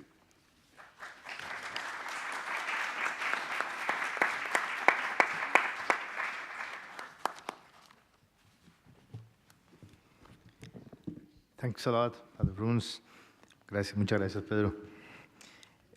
So we move from uncertainty and unanswered interesting and provoking questions to our last participant, Dr. Lebrun. You have the floor. Merci. L'Université catholique de Lille, qui est née en 1875 et qui est impliquée depuis toujours dans la Fédération internationale des universités catholiques, est une université qui a la chance d'être complète. On travaille sur l'ensemble des domaines de connaissances et notamment, elle a 40 000 étudiants aujourd'hui, elle a la chance de disposer d'un secteur sanitaire et social avec 1000 lits d'hôpitaux, 700 lits pour des personnes âgées dépendantes et nous suivons également 130 enfants qui présentent entre 3 ans et 20 ans un handicap psychique. Dans le secteur de la santé et du social, nous avons ajouté une innovation au-delà de l'innovation technologique, au-delà de l'innovation pédagogique, l'innovation sociétale. Elle a été évoquée tout à l'heure, ma sœur, par votre intervention. Cette innovation sociétale, j'ai bien aimé la question qui pourrait nous faire dire d'ici quelques décennies, est-ce que vraiment nous sommes dans cette innovation sociétale? En 1875, nous avons été créés, bien sûr avec l'accord de l'Église, mais par des chefs d'entreprise chrétiens qui voulaient notamment faire vivre la pensée sociale chrétienne. Et c'est à partir de là que j'ai développé quelques illustrations.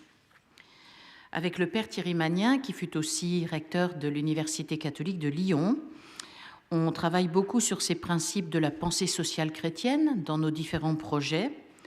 Et le père Magnin a ajouté le principe de l'écologie intégrale, qui n'était pas, je pense, dans les principes initialement annoncés. Tout est lié, clameur des pauvres et clameur de la terre, avec l'écologie environnementale et l'écologie humaine. J'aurai l'occasion de l'illustrer brièvement. On notera également, et je fais un petit détour par Excordé Ecclésié, constitution dans laquelle notre recteur Michel Falise, ensuite président de la FIUC, a été très impliqué.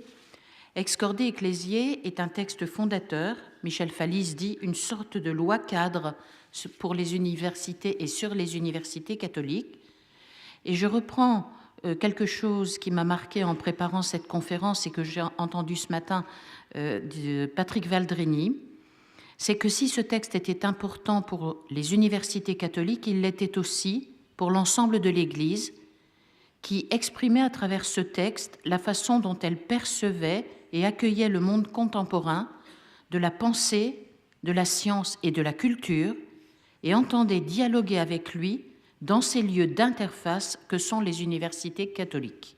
J'ai beaucoup aimé cette phrase, et tu as raison, Patrick, au-delà d'un texte fondateur à sans doute ne pas trop toucher, il vaut mieux voir comment ce monde contemporain évolue considérablement, et on l'évoque depuis ce matin. J'ai relevé également, et je pense que notre présidente Isabelle Gilles y sera sensible, que dans ce cadre-là, la FIUC est devenue un interlocuteur autonome et crédible et considéré comme un corps intermédiaire. J'aime bien ces deux notions, une fédération corps intermédiaire et des universités interfaces entre l'Église et la société. Et donc, dans nos missions de recherche, de formation et de service, nous parlons souvent du service à la société, nous sommes effectivement au service de la société et de l'Église. Texte majeur de ce point de vue qui déjà avait inclus la démarche participative puisque les apports des universités catholiques ont été reconnus, écoutés, considérés au-delà des choix, bien entendu, qui ont été faits. Je voudrais prendre juste quelques exemples de ce que nous essayons à Lille de respecter à travers la pensée sociale chrétienne, une grande sensibilité au bien commun Et l'option préférentielle pour les pauvres, nous la traduisons souvent par l'option préférentielle pour les plus vulnérables. Nous avons créé, et ce quartier est fini depuis 2003, un nouveau quartier que j'appelle nouveau quartier de vie et de ville. C'était sous mon rectorat. Et dans ce quartier, nous avons souhaité que soit fait droit à des personnes handicapées, depuis le plus jeune enfant jusqu'à la personne très âgée, et sur tous les types de handicap, le handicap psychique, le handicap physique, mais aussi le handicap social.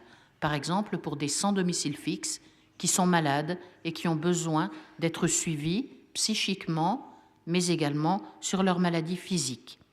Dans ce quartier, nous avons souhaité que le pouvoir d'agir des habitants qui sont arrivés là, après que nous ayons lancé le projet, et qui se mêlent aux étudiants, aux soignants, puisque nous avons là un de nos hôpitaux et également un établissement pour personnes âgées dépendantes, que les habitants puissent exercer leur pouvoir d'agir dans le quartier. Ça n'est pas toujours simple, et que ce quartier soit aussi un quartier de fraternité. J'ai repris quelques éléments de la doctrine sociale chrétienne. Je ne développe pas. Humanicité a fait l'objet d'une reconnaissance par la FIUC en 2015 à Melbourne avec un prix, et également par le Vatican, puisque nous avons reçu pendant une semaine complète, à la demande du Vatican, la RAI, la télévision italienne, pour filmer ce que nous faisions sur ce quartier qui apparaît très original dans sa mixité. C'est aujourd'hui 6000 personnes qui s'y trouvent sur 15 hectares, étudiants, soignants, chercheurs, personnes en situation de handicap, habitants, et qui essaient de travailler ensemble à travers un laboratoire d'innovation sociétale que nous y avons développé, et ceci nous a donné des idées pour d'autres laboratoires d'innovation sociétale. Une deuxième illustration, je passe très vite, c'est que nous avons rassemblé ce qui se faisait en matière d'éthique dans l'université. L'éthique reste dans nos différents établissements, mais également un gros laboratoire qui s'appelle Ethics, je ne développe pas, très pluridisciplinaire, développe des recherches dans tous les domaines, mais sa spécificité, c'est qu'on y trouve des philosophes, des éthiciens, des théologiens, mais également des personnes qui travaillent dans la technologie, dans le numérique, dans l'éthologie que j'ai découvert. L'éthologie, c'est la science des animaux. Pourquoi s'intéresser? Eh bien, par exemple, dans nos EHPAD, nos établissements pour personnes âgées dépendantes, il y a de la médiation humaine, il y a de la médiation technologique, des robots, et il y a de la médiation animale. Et on regarde et on compare ces différents types de médiation. C'est juste une illustration que je donne, mais on trouve aussi des médecins, des psychologues, des personnes de la communication. Par exemple, sur la communication d'influence, on a beaucoup parlé des data et du numérique depuis ce matin. Je m'appuie également, parce que c'est relié à la FIUC, sur le programme Uniservitate, par ailleurs porté grâce à Porticus, Richard Brosse nous a rejoints, où on s'est lancé également sur le service learning. J'aimais beaucoup cette notion, servir pour apprendre et apprendre pour servir, que nous avions découvert dans une assemblée générale de notre Fédération des universités catholiques de l'Europe et du Liban. Nous nous y sommes lancés avec comme tête de file pour l'Europe la KU Leuven, et le père Magnien, qui vient de sortir un article là-dessus, nous dit qu'au fond, c'est l'acquisition de compétences professionnelles et de connaissances académiques avec l'exposition à un terrain et une relecture personnelle et critique qui va donc au-delà du stage ou de l'engagement étudiant associatif classique. Et dans ce cadre, ce lien entre un enseignement académique, le sens et l'exercice du service et la responsabilité sociale permet alors un apprentissage plus performant.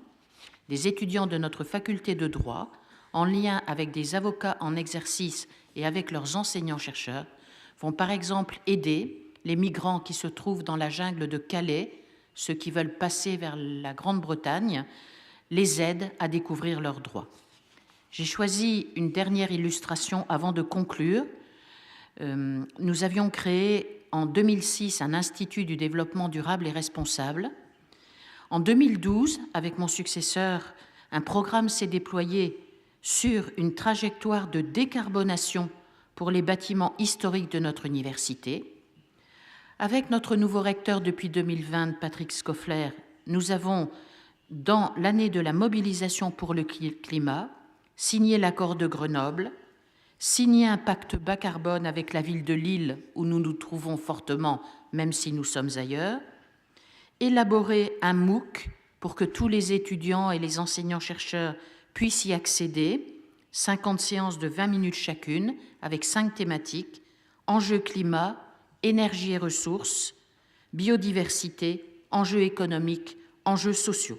Un groupe de travail est aussi impliqué sur l'impact carbone dans notre université, bien sûr les voyages internationaux, bien sûr les trajets domicile-travail, mais nos établissements de santé, hélas, remportent la palme avec les médicaments, les rejets, etc., et également nos résidences universitaires, puisque nous portons une vingtaine de résidences, un peu plus de 20, et là, bien sûr, ainsi que la restauration, cela dégage un impact carbone important sur lequel alors nous travaillons.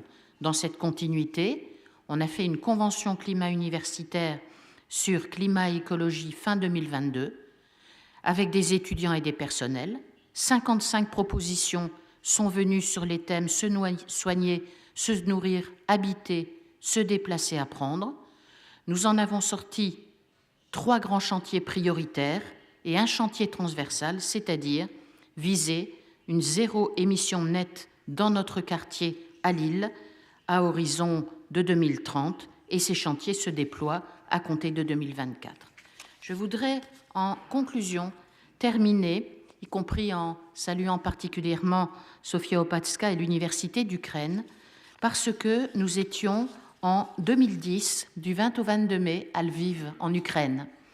La thématique était « Comment les universités catholiques promeuvent-elles l'humanisation de la société dans leur mission d'enseignement, de recherche et de service ?»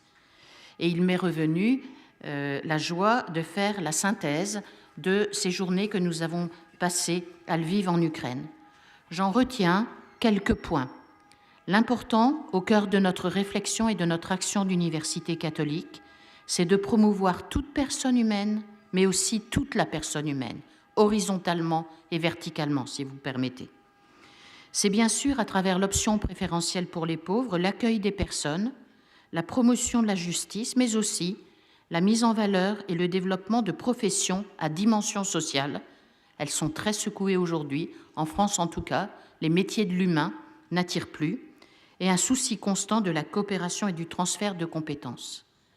J'ajoute, développé lors de cette assemblée à Lviv, l'importance d'un questionnement éthique et théologique dans tous nos travaux, dans toutes nos matières, en prenant en compte la dimension spirituelle de chaque être humain, dimension qui excède de loin l'appartenance à une foi ou à une religion.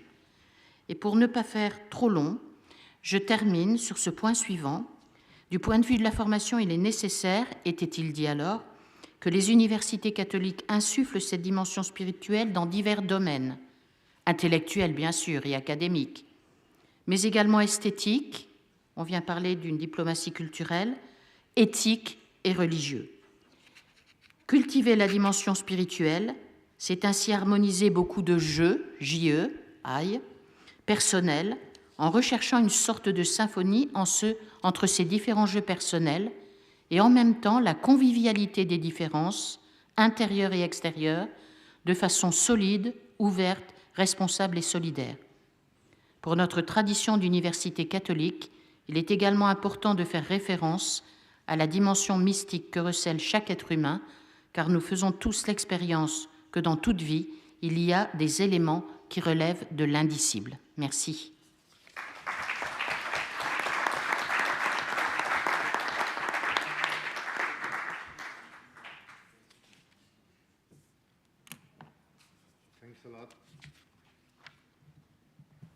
Thanks a lot, Dr. Brown, for your presentation. One of that made me remember a phrase that I once heard from Pope Francis, heard in Spanish though, but a free translation will be a Catholic university is a place where the world gets to know the church and the church gets to know the world. La Universidad Católica es el lugar donde el mundo conoce a la iglesia y la iglesia conoce al mundo. And thanks a lot for giving so many examples of how to form and educate social choreographers and social poets, as the Holy Father is asking us to do. So now, and thanking the presentators, the speakers, for your discipline in terms of time, thanks a lot for that. We are going to the second part. There will be 5 minutes to react to each other's presentations or to deepen your argument, whatever you want to do. And maybe I should ask you something else. You can do that keeping in mind what Cardinal Tolentino asked us today, because he asked us, he sent us a mission. He asked us to turn the universities into dialogue labs. As you were saying, Dr. Anelli, essential for peace building. So with that in mind, and taking Cardinal Tolentino's position and what he asked us to do, you have the floor. That's exactly the way we carried out our duty or task in what I described as cultural diplomacy, or contribution by the university to cultural diplomacy. But hearing to the presentation or to the other speakers, or listening to the other speakers, two suggestions came to my mind. The first, speaking about cultural diplomacy, but we cannot forget that sometimes it became cultural colonization. And that was, we cannot deny. We must be aware of that.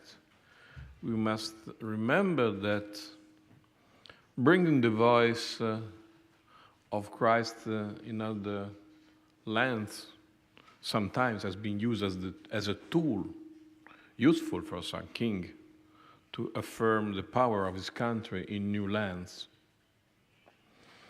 Now the time has passed, and I think it's quite ridiculous, the cancel culture. And maybe our cultural diplomacy can be, on the one hand, can charge on its own shoulders the duty to challenge this idea of canceling the past instead of understanding it, which is the most stupid thing you can say, but it's very fashion now. It's a la page, this idea. And the strength, in my opinion, of our Catholic universities and the church is that the church has been saying the same thing for 20th century. Maybe we have not been saying that in the best way, or the behavior was not always the best possible, but the idea was the same. And the strength of this idea can, I don't say justify, but in some way, help to forgive some mistakes made in the past. And to try to understand that bringing the Christian culture was not colonization, as someone says. So in my opinion, it's a very strong duty now. It's a very strong task we have to face. The second is that the church is now still able to create new, important, strong concepts.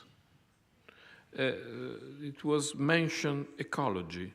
The idea of integral ecology was born inside the church. John Paul II started speaking about ecologic conversion, and Francis, of course, we all know, speaks about integral ecology, which is very important, because his message is don't hope, human beings, that the development of technology and the improvement of your technology, which is endlessly improving, is the solution to what is happening to the planet. The solution, or the answer, if any, and we are not sure that an answer is still possible, or we are going beyond the line. The answer is in changing the mind, in changing the way people live, or the way people understand the relations is in economy and in social science, not in technology. Technology can help you to clean up a shore if some oil has spilled outside a boat. I mean, it doesn't help you to go back on the climate change, which is too massive. You have to change the way you use industry, the way you help people to access to richness, your idea of development and well-being. So, I finish. It's a strong cultural message, because it says, it's not simply, let's wait for God to help us. He says, we have to help us because we have a duty. So I think it's important seeing that the church is still able to tell the truth sometimes. Thanks. Thank you very much, Dr. Anelli. Father Jenkins, you have the floor.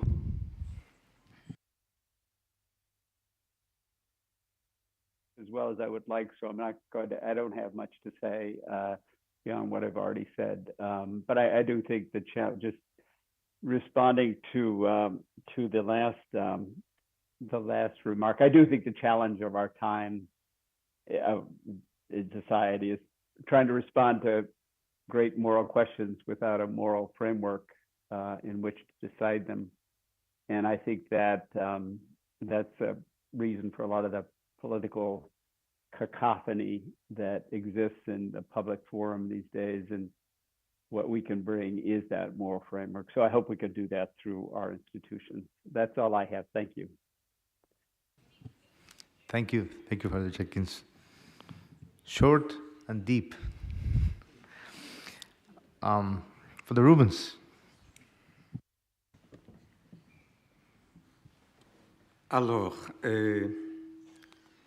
bon, je suis, depuis 18 ans, je suis recteur d'une université, donc je me sens un dinosaure, mais aujourd'hui, j'avoue que je suis plus intéressé à trouver des bonnes questions que m'habituer à des réponses qu'on a toujours données et seulement réinterprétées. Dans ces cas-là, ça m'a fait penser, qu'est-ce que c'est le dialogue? Parce que quand j'étais en France pour faire des études, ça fait plus de 20 ans, et il y a une sœur de Corée qui travaillait sur les questions de dialogue interreligieux. Il y a eu un congrès, tout le monde parlait de dialogue et elle n'a rien dit. Alors on était quand même intrigués. À la fin, elle dit pourquoi vous n'avez pas parlé sur le dialogue, puisque c'est votre question? Et c'est parce que vous, les Occidentaux, lorsqu'ils parlent de dialogue, sont en train de vous disputer des idées. Et on ne sait pas comment faire. Pour nous, le dialogue commence avec la recherche d'une harmonie. Alors tout le monde ne savait pas quoi dire. C'est pour cela que j'ai dit, qu'est-ce qu'on dit lorsqu'on parle de dialogue? Et nous, jésuites aussi, on était en train de chercher, la dernière congrégation générale, de faire un document pour l'ensemble du monde.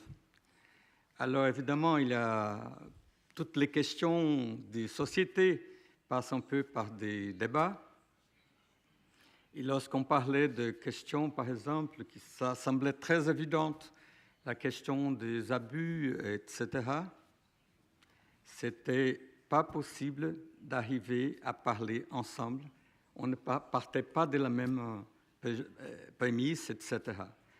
Donc, on arrive à des situations d'une diversité, et dialoguer aujourd'hui, ce n'est pas avoir deux opinions et chercher une troisième route. C'est plus complexe, comme Edgar Morin insiste, d'autres.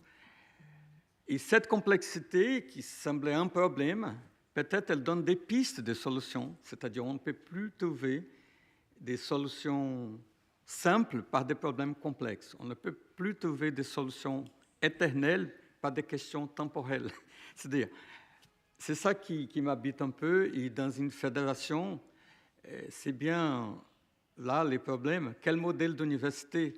Si on demande ça, par exemple, aux universités américaines, elles vont dire des choses qui, pour nous, peut-être, ça ne dit pas la même chose, mais ils sont rapportés à une société qui est différente de notre société.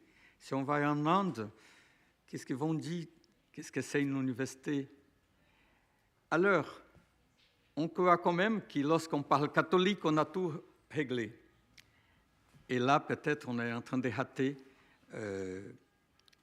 une quête d'une catholicité plus, avec plusieurs visages, comme le cardinal Tolentino a parlé aujourd'hui, une vérité plurielle, une catholicité au visage pluriel, qui ça va nous donner certainement plus de travail, mais certainement plus de beauté, et surtout que les jeunes générations sont très, très, très marquées par cette diversité, sinon séduites par des diversités, n'importe lesquelles. Alors, si on n'entre pas là-dedans, peut-être ils ne vont pas avoir des critères pour savoir distinguer dans la diversité ce qu'il faut prendre comme schéma à faire. Mais je ne sais pas si j'ai répondu à la question, mais j'ai dit laboratoire de dialogue, oui, mais dans un laboratoire, on ne choisit pas toujours la manifestation de la chose qu'on est en train de chercher. Donc le dialogue, pour moi, ce n'est plus une chose universelle. Il faudra creuser encore et savoir qu'est-ce qu'on veut dire lorsqu'on parle de dialogue et à partir d'où. Comme vous disiez, il y a encore la question de la colonisation. Ce n'est pas uniquement une question des pays sous-développés, c'est une question globale. Et la colonisation numérique nous a divers ou nous prévient que ça peut être plus sérieux qu'on ne pensait pas jusqu'alors.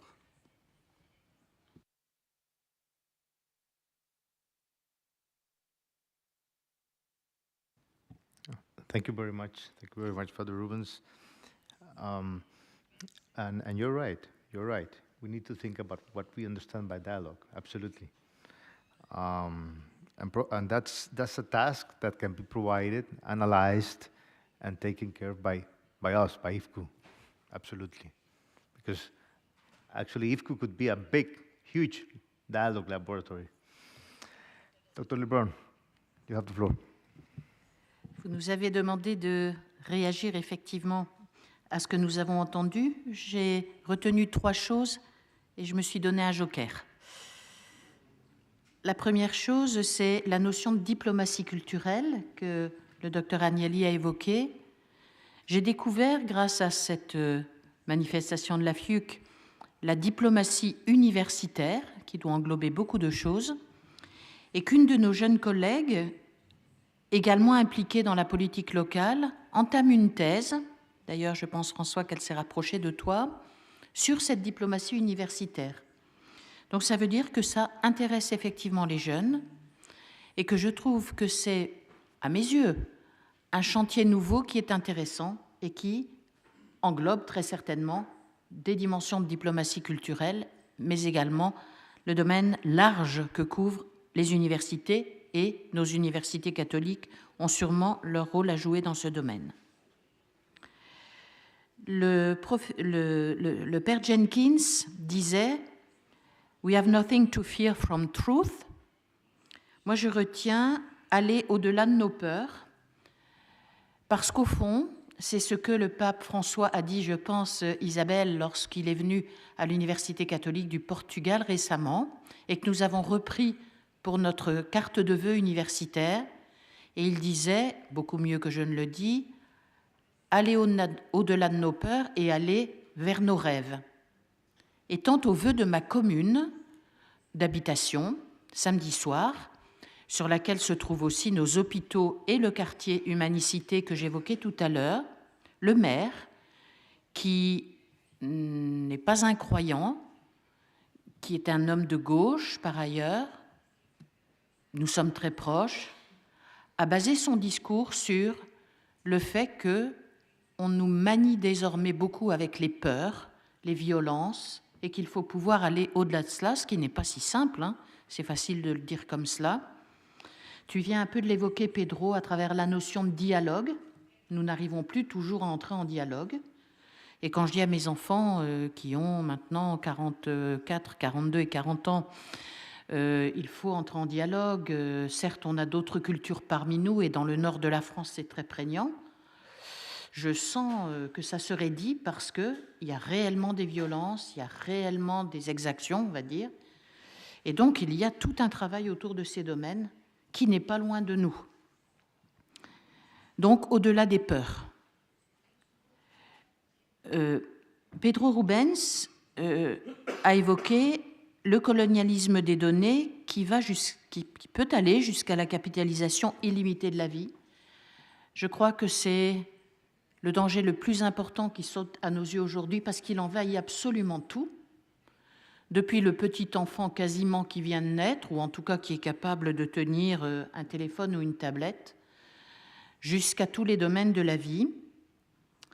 Et donc, ce domaine-là, qui permet également de marier les questions éthiques, les questions sociales, les questions technologiques, et bien d'autres, est un domaine capital, les questions de la communication aussi, et c'est un domaine extrêmement transversal. De toute façon, je crains bien, sans être trop pessimiste, que si l'on va vers le capitalisme illimité de la vie, on ne mette quasiment fin aussi à cette vie d'une façon ou d'une autre, au-delà même du fait qu'il nous faut déjà sauver notre terre. Et puis, je ne pense pas qu'il m'en voudra, y compris s'il est dans la salle. Je parlais ce matin avec le père Jean Héret du Luxembourg, il est là, Jean, et nous évoquions peut-être que la notion de complexité, que moi je n'aime pas toujours, parce que dès qu'on dit que c'est complexe, souvent on me dit « ton université est complexe ». Il y a plein de dimensions, plein de domaines, toutes sortes d'établissements, etc. Je dis non, elle n'est pas complexe, elle est comme la vie. Et Jean, vous disiez ce matin, la complexité, c'est aussi la densité des questions. J'ai beaucoup été marquée par cette densité, parce qu'au fond, ça donne une troisième dimension à la notion de complexité. Et ça va rejoindre ces notions de laboratoire de dialogue, de nécessité d'entrer en relation humaine réelle, profonde, et ça touche des éléments qu'on a entendus au cours de cette table ronde sur laquelle vous nous avez proposé de réagir en quelques minutes au-delà de notre temps de parole.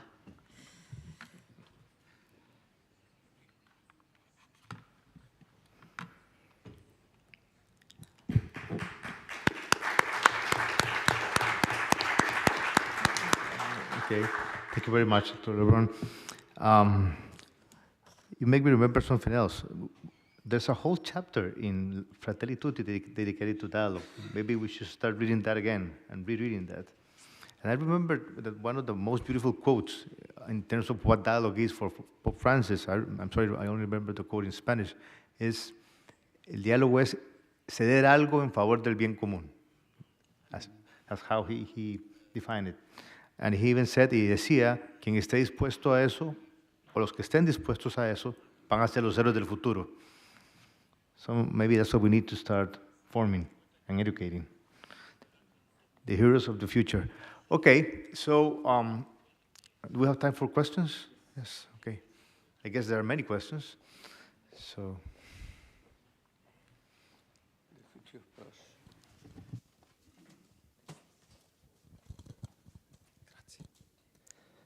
Iyad Twal, Bethlehem University. Professor Anelli quoted my patriarch, Pizzabella, saying that the war in the Holy Land has failed the interreligious dialogue. It's not only the interreligious dialogue, it's everything actually, because war is a total human failure. My comment and the question is, how can we as universities be universities, which is an academic institution, and at the same time a political institution? Because, for example, the Palestinian universities, they have decided years ago to have boycott the Israelis' universities. So there is no absolutely any relationship or dialogue. Because maybe in the past they were hoping that one of the sides, exactly as Brother Jenkins said, they may be courageous enough to say the truth and be courageously honest to say the truth. While we know in politics, well, I'm not sure, but I can see that in politics we don't have values, or should we have values? Because when it comes to blood, as also what Professor De Boca said this morning, it's a question of life. When there is war, people are killed, the whole thing is totally different. When the crisis, this current crisis started between Palestine and Israel, many universities published statements, as what happened in Ukraine too. And whatever any university published a statement, there were people against and people with.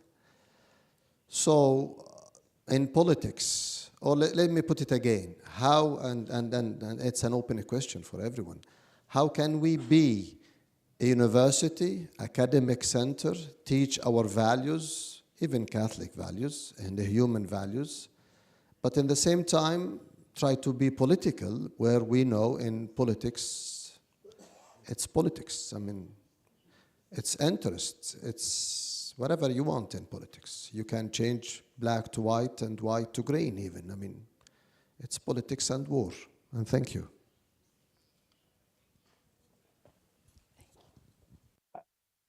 Could I speak to that? Please go ahead. It's an excellent question and a timely question here in the United States, where institutions, mainly secular institutions, have been caught up in this controversy over the Middle East and created tremendous discord. Here's 2 points, or maybe 3, but 2. One is universities are best at long-term, careful research, discussion, inquiry. We're not designed to be kind of fast-moving political actors, right? And so I think it's important not to pretend that that we should kind of enter into every political fray, but at the same time, particularly as Catholic universities, we do have a kind of moral light posts, moral beacons in a way. And I think my own policy is if something's particularly relevant to the university and it touches on, you know, the principles for which we stand, I will make statements. Not often, but sometimes. We do have a place in Israel where it's a Tentor Ecumenical Institute. So I felt we were at the University of Notre Dame was touched by this current conflict, and I made 2 statements. One was a kind of mirrored Pope Francis's statement, asking for peace, asking for a just and lasting peace. I did join with it immediately after October 7th. Joined with a Jewish university, just simply because the Hamas attacks were directed against civilians, innocent civilians, killed them. That clearly is can't be accepted, and I didn't want to appear to be Notre Dame appeared to be indifferent to that fact, and so I joined with one of our Jewish colleagues to condemning particularly those attacks. The danger is you get into an endless cycle of statements. So I try to stay at a high level, but I think the question is a very good one, because on one hand, you can't absent yourself from the pressing issues of the day as universities, as institutions that stand for a certain set of values. At the same time, you don't want to be drawn into the kind of short-term politics of the situation. And I guess the answer I'm trying to give is there's a certain art to this, to knowing what times and at what level of comment should come. I don't think it's right either not to say anything ever, nor is it right to try to kind of daily make some statement on whatever political issues are in front of the public, but to find that place where you could kind of articulate the deep values for which you stand in light of the kind of events of the day without being drawn in to this sort of low-level contentious politics. It's difficult. And as I said, I mentioned Harvard and University of Pennsylvania presidents were removed because precisely because of this sort of difficulty. So it is very difficult for presidents, but anyway, that's the very broad framework I try to follow. Thank you, Father Jenkins. Anybody else wants to react to that?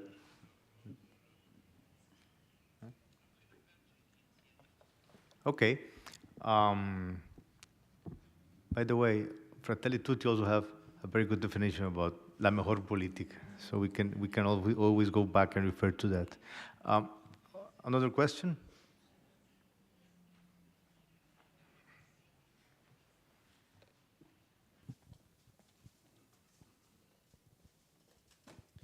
Oui, merci. C'est peut-être moins une question qu'une remarque.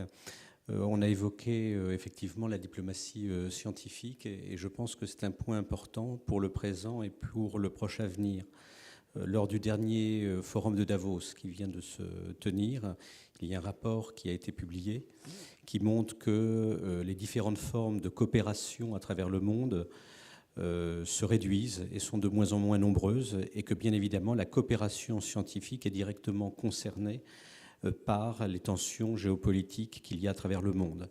Et on voit bien qu'avec la guerre en Ukraine, on retrouve des tensions entre blocs que l'on connaissait bien et que de la même façon, les tensions que l'on voit entre les États-Unis et la Chine et plus largement les Occidentaux, les Européens et la Chine ont un impact également sur la politique universitaire sous ses différentes formes, que ce soit la mobilité étudiante ou que ce soit bien évidemment la recherche. Et je pense qu'on a sans doute une réflexion à mener qui peut être une réflexion au niveau de chacune des universités. Quelle politique scientifique, quelle coopération scientifique voulez-vous mener à travers le monde au moment où on voit bien qu'il y a ce pluralisme des valeurs que vous évoquiez, Monsieur le recteur Agnelli, en évoquant le clash des civilisations, alors sous une autre approche qu'Huntington, mais on voit bien effectivement qu'il y a là un pluralisme et une diversité et des oppositions de valeurs.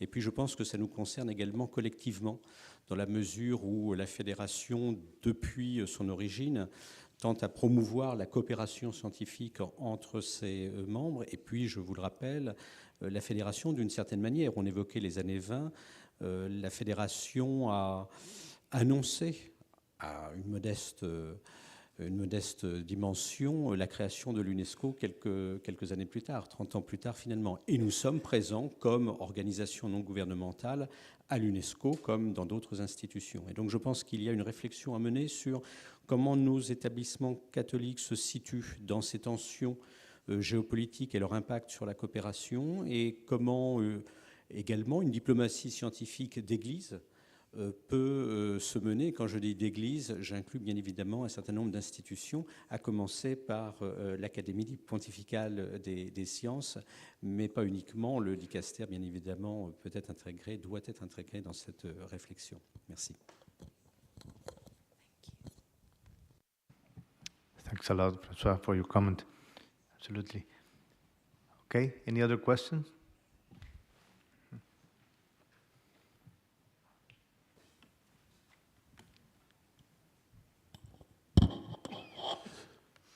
Léonard Santedi de Kinshasa, Congo. J'ai beaucoup apprécié cette idée de dialogue, de rapport enrichissant entre les cultures. Je constate ces derniers temps en Afrique une certaine remise en question évidemment dans les études déjà décoloniales, une certaine remise en question de l'Occident dans sa version de colonisation. Alors, notre association pourrait être attentive pour que cette remise en question et même ce rejet ne soit pas non plus le rejet d'une certaine colonisation du savoir. Hein? Il y a un proverbe chez nous qui dit que la sagesse n'habite pas une seule case. C'est vraiment dans la polyphonie qu'on peut faire monter une symphonie qui soit enrichissante pour toutes les cultures.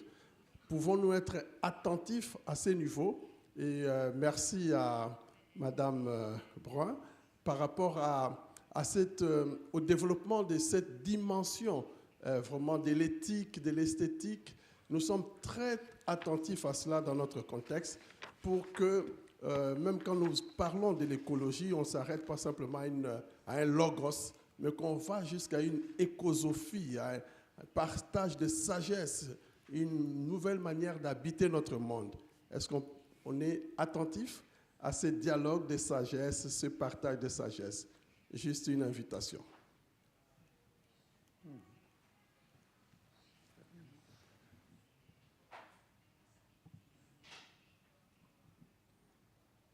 Thank you. Thank you. I'm happy this is provoking this kind of thoughts. Well, I don't know if there are any other questions. Do we have time? Or? Okay. Isabel. Just a very brief comment. One is to let you know about the work of the Federation regarding the recent conflicts and understanding and following everything that has been said by the participants and also our colleague from Palestine. The Federation, since the the invasion of Ukraine, then we reacted on the day of the invasion. There was a board meeting in Paris denouncing the invasion. 1 month after the seizure of the Universidad Centroamericana, we reacted, denouncing also, and I would like to thank here the cooperation of all the presidents of the regional associations who co-signed the declaration denouncing the seizure of Universidad Centroamericana. And we also made a statement denouncing the violence in the Israel-Hamas conflict. The wording is always difficult. It was a very difficult discussion. And it's not simply formulas. Formulas have a political meaning, but it is our work, I think. One of our missions as a federation, as François very well put it, we were born also with this mission to be a platform for the development of peace through scientific cooperation. It will not get easier as the conflicts become more complex, more nuanced, and it becomes perhaps more difficult for our positions, which, as Father Rubens said, are always different according to the contexts under which our universities operate. And the perception of a conflict on one area of the globe may be very different on another. As a federation, our work is also to negotiate the wording, negotiate the language, but to have a very clear position because we are inspired by values that are common. The defense of human dignity, no matter how this can, no matter the conditions under which this our fellow humans are being are under duress and being victims to violence. That is clearly one of our purposes. And on the issue of colonialism, I wanted to draw attention to one very important document of the Dicastery for Culture and Education, and of the Dicastery for Integral Human Development, issued in March of last year, on the denunciation of the theory of discovery. So a clear element denouncing colonialism and asserting the rights of autochthonous peoples to their lands, their wisdoms, and their modes of organizing themselves in human societies, and also correcting the vision that the church ever considered that the discovery of the New World was, or the exploration of the New World by the European powers was supported in the teachings of the gospel. It's a very important declaration that many of us perhaps are not aware of, and that I would like to underline here, this declaration of the two joint dicasteries. Thanks a lot, Lisa. Yes, absolutely. Wording those manifestos was really complicated, but that's part of a certain job. Okay, any other questions? Now the coffee should be ready, right? Okay.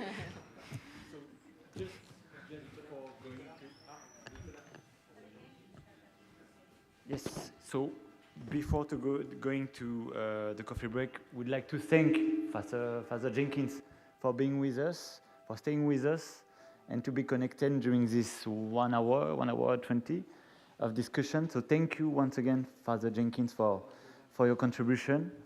Thank you also to the speaker, Professor Franco Anelli, Father Pedro Rubens, Dr. Fernando Sanchez Santos, and Dr. Thérèse Lebrun. So thank you to all of you for sharing your experiences, your perception, and it's a good illustration of what can be a constructive and inspiring dialogue inside this kind of events. And truly, the Federation is a place for this kind of discussion, if we agree or disagree. So thank you once again. So, after this intellectual food, maybe we should go for taste some Italian locals sweet things. Before this coffee break, just to remind you that tomorrow morning we will meet between 7:45 to 8 a.m. in front of the security check on the St. Peter's Square, in order to go all together, to enter all together to the Vatican. That's so. Where is the security check? So, when you are in front, St. Peter's, you look at the right side. So you have the columns. So you count 1, 2. And after the second column, you have the security check. And then you have to meet us there. So from 7:45 to 8. So I really invite you to be on time in order to go all together. Second things, regarding tonight dinner. After the coffee break, we will go all together by walk to the church of Saint-Louis des Français, which is about 15 minutes by walk, where we will celebrate the Mass at 7. So better if we arrive a little bit in advance in order to sit and place ourselves. And then at 7 we will celebrate the Mass, which will be presided by Monsignor Zani. Then at 7:30, 7:40, we'll have a cocktail dinner in the cloister of Saint-Louis des Français. So we'll have a nice evening with nice food, with spiritual food, after this very inspiring day. So thank you very much. See you at the coffee break, and then we go all together to Saint-Louis des Français. Thank you very much.